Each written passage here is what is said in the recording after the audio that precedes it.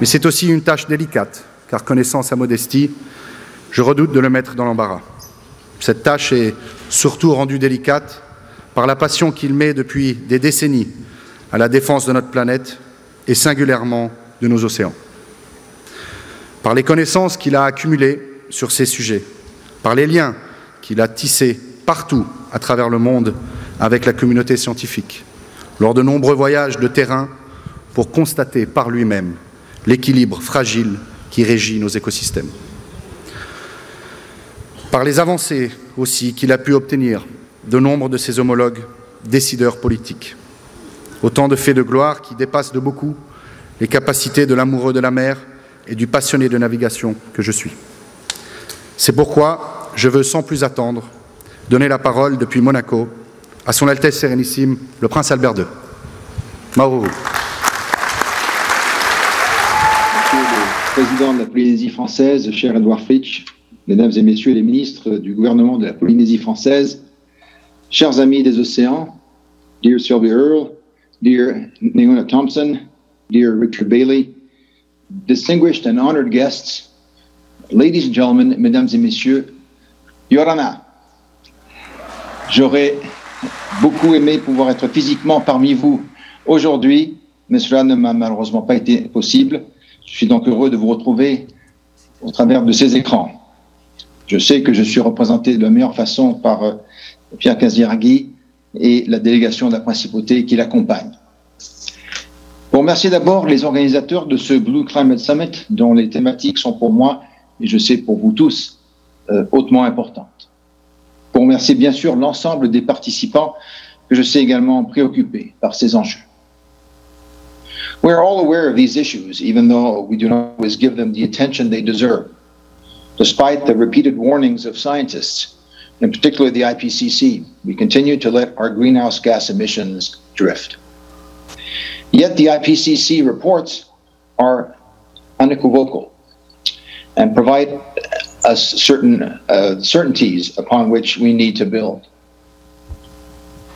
I'm thinking of the IPCC special report on the ocean and the cryosphere in particular, which was published following a request by the government of Monaco and others that follow. Released in Monaco in 2019, this report clearly gives details of the way in which the ocean is currently affected by climate change. It points out the importance of the ocean in regulating our planet's climate, as well as its key role in the mitigation of global warming, provided that it remains in good health. Regrettably, almost 3 years later, we have to acknowledge that things are hardly moving. In any event, at a pace that is too slow to make it possible to break the spiral of destruction in which we are engaged.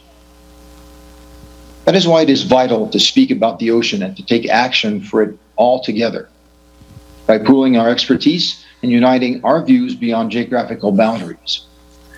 Altogether, we need to remember something we forget all too often. The fate of the ocean is not merely a hypothetical and far-removed concern. It concerns our world, here and now, in most of its aspects. As 𝐒𝐿𝐺𝐿 once wrote, it is by the sea that we commence all true understandings of geography. I would add that it is also by the sea that we should approach most of the aspects of our world. Moreover, I would begin with health, since with the COVID-19 pandemic, this issue has occupied a predominant place over the past 2 years. A year and a half ago, we hosted a major symposium in Monaco focused on this issue, on the initiative of the Monaco Scientific Center and Boston College. This symposium recalled the harmful effects of pollution, especially plastics, on everyone's health. It also warned us about the development of pathogens. And it also highlighted the impact of extreme weather events on the health of coastal populations. This symposium not only detailed the dangers posed by a degraded ocean on our health, it also pointed out the potential of the ocean in regards to health, whether by modeling capabilities offered by marine organisms or for the development of new molecules.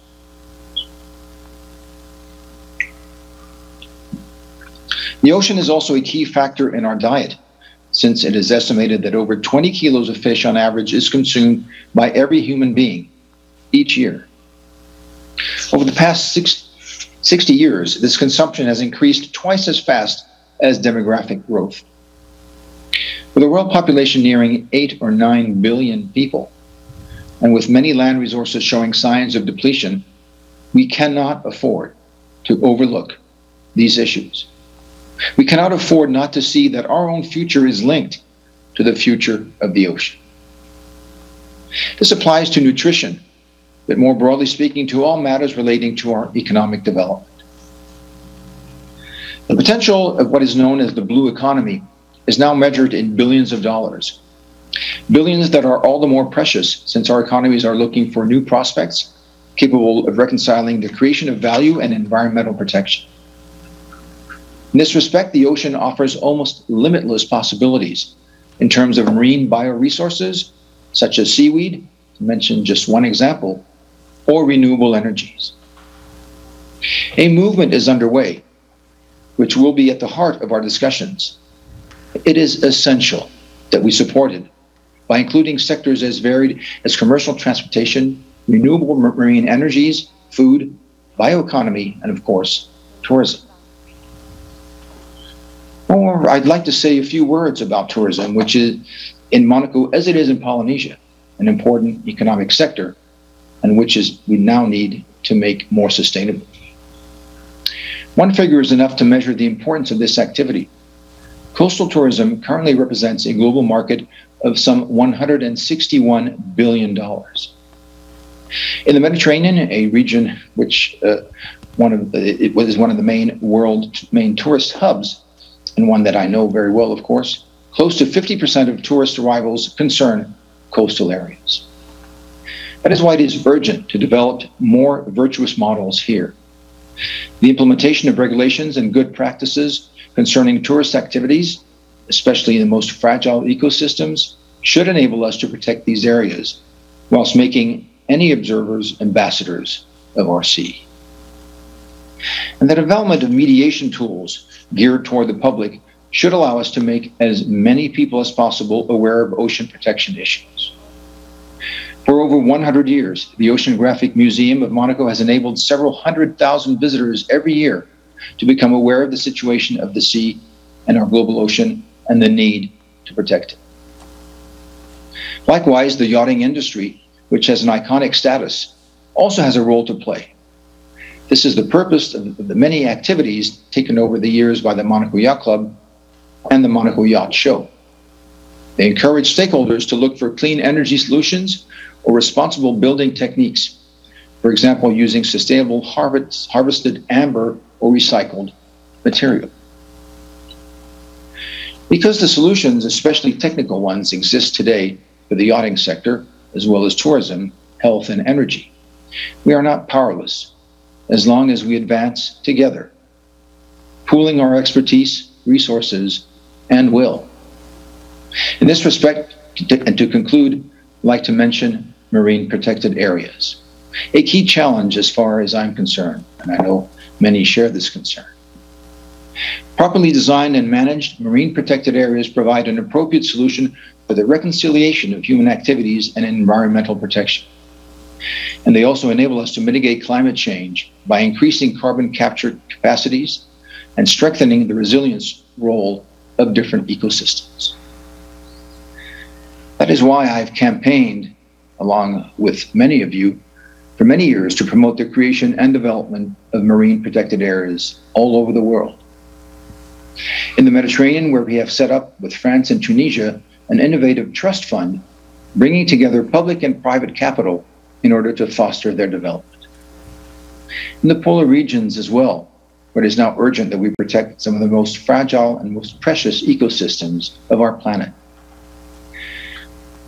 But also across the oceans of the world, and in particular in the Pacific, where important initiatives have been implemented.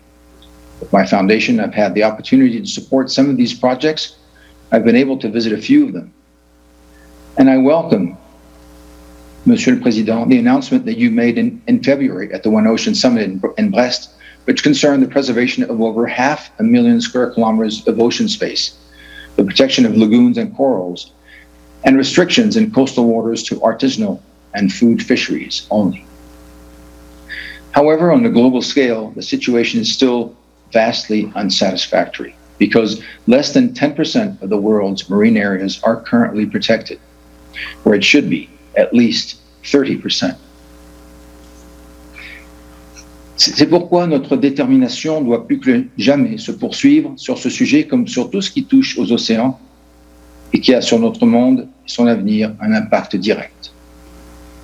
J'espère que vos échanges d'aujourd'hui y contribueront utilement.